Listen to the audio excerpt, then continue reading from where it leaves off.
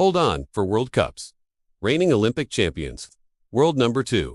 So why is it that when ESPN drops its top 50 women's players list, the U.S. women's national team barely makes a dent? Is it disrespect? A sign of a decline? No, it's about timing, tournaments, and a perfect storm of absences that created a misleading picture. This isn't a story about a lack of talent. This is a story about when greatness shows up on the biggest stage. First, let's look at the raw numbers. 7 Americans made the top 50. 7, on the surface, that sounds pretty decent, right? But here's the kicker. Not a single one of them cracked the top 10, not one. For a team with a trophy cabinet like the USWNT, a team that has defined eras of the sport, that feels wrong. It feels shocking. So what's really going on here? Let's start with the elephant in the room, the missing goals. Or more accurately, the missing goal scorers. Think about Sophia Smith, Mallory Swanson, and Trinity Rodman. Just last year, these were names being thrown around as top 10 Ballon d'Or contenders. They were electric, unstoppable forces. This year, 2 of them didn't play a single competitive match for the national team. One spent half the year sidelined with an injury. It's pretty hard to get votes for global awards when you're rewatching games from the sidelines instead of starring in them. Trinity Rodman still managed to sneak onto the list at number 37. Honestly, that's a testament to just how impactful she is when she's fit. But it's a massive drop from her ranking of number 8 just last year. That isn't a decline in skill. That's what happens when you're absent from the biggest moments. And it wasn't just the attackers. Let's talk about Naomi Girma. The new USWNT coach, Emma Hayes, called her the best defender I've ever seen. That's not just high praise. That's a statement. Last year, ESPN ranked Girma as the second best player in the entire world. This year, injuries, limited minutes. And just like that, she's out of the global conversation. Then you have Rose Lavelle. When she played, she was absolutely outstanding, a creative genius in the midfield. But she underwent ankle surgery, which wiped out half of her year. She comes in at number 32, but that number doesn't tell the full story of her talent, just the story of her time on the pitch. Now, let's shift our focus across the Atlantic. Because you can't understand these rankings without understanding what was happening in Europe. Awards voting in football is ruthless. It follows the narrative, and the narrative follows the big tournaments. And in 2025, the big tournament was the European Championship. Think about it, Spain versus England in the final. It was wall-to-wall media coverage. We saw technically brilliant, ball-dominant football. The tactical sophistication was on another level, and it jumped right off the screen. And the awards voters noticed. Spain alone had 9 players in the top 50.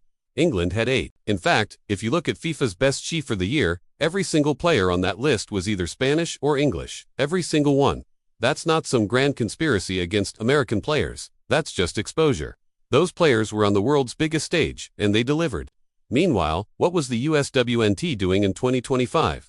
Well, they had 0 official competitions. None. Just a series of friendlies. Emma Hayes was new, and she used the entire year to experiment, and she experimented hard. A staggering 27 players earned their first ever caps for the national team. There was rotation everywhere. Lineups were constantly changing. The team chemistry was still in the early stages, still cooking. You don't dominate individual awards lists when you're in the middle of a rebuild. You dominate later, once the foundation is set. But even in this transitional year, some American players were so good they simply forced their way into the conversation. Let's talk about Emily Fox. She's a fullback, a position that isn't exactly known for winning individual awards. Yet, she was ranked number 23. Why? Because she was a Champions League winner with Arsenal. She was the highest-ranked American on the list. And yes, playing in Europe definitely helped her case. Then there's Sam Coffey. She has been relentlessly consistent in the midfield for years. One NWSL general manager put it perfectly. If she were Spanish, she'd be a top 5 contender for the Ballon d'Or. Her style, her control, her visionate's world-class. She landed at number 28, a solid recognition of her talent. And we can't forget the rising stars. Look at Alyssa Thompson. She had an MVP-level season in the NWSL, which earned her a big move to Chelsea. She comes in at number 43, but everyone knows her trajectory is pointing straight up. So, what does all of this mean for the USW? Let's be perfectly clear. This isn't a story of decline. It's a pause. It's a reset. It's really just a calendar issue. The biggest stars for the US were injured or absent during the critical voting window. At the same time, Europe owned the major tournaments and, consequently, all the headlines. Awards voters, like most of us, follow the noise. But the talent is still there. And it's everywhere. From established players like Coffey and Fox, to the returning stars like Lavelle and Girma, and even to the next generation of incredible young players like Lily Johans. The USWNT is absolutely loaded. Fair or not, global respect in football often comes down to one thing: performing at the World Cup. And guess what's just around the corner in 2027? History has shown us, time and time again, that when the U.S. women's national team shows up on the biggest stage, ready to compete, the rankings catch up really, really fast. So don't look at this ESPN list as the end of an era.